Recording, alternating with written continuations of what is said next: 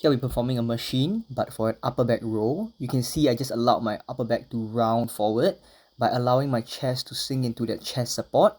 Basically, what I want to do here is to allow that shoulder blade or scapula to glide forward. Because once again, when we're working on the upper back musculature works on bringing the shoulder blades back together and allowing them to glide forward stretches those muscles. And so basically, my arms are accessory to this movement. If I didn't have arms, I would still be able to perform the intent of this exercise, which is to work on the upper back. But because I have arms, my arms are just there to guide the movement. So you can see here, what I'm really doing is allowing my chest to lean into the chest support so that I can glide my shoulder blades forward by allowing the upper back to round ever so slightly. And all I'm thinking about is bringing my arms back and around. You can see that the shoulder angle is around 80 degrees. Ideally, I want it about 90 to 80 degrees without my upper traps kicking in. The moment you bring your arms to 90 degrees and you feel that upper trap coming in and getting overactive, that's when you know you have brought it maybe a tad bit too far.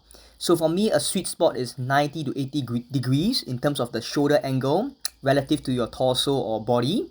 And all I'm thinking about is bringing my arms back and around.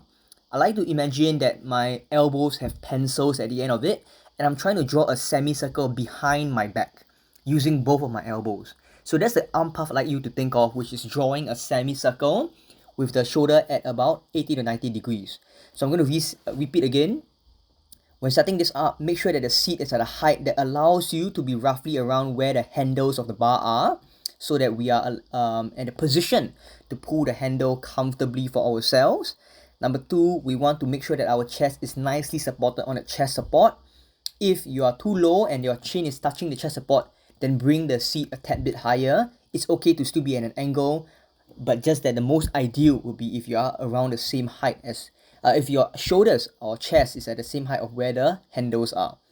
Number three, you want to make sure that when you're resting your chest on the chest support, you're allowing the shoulder blade to glide forward, and then you're pulling it back while bringing your arms backwards, drawing a semicircle.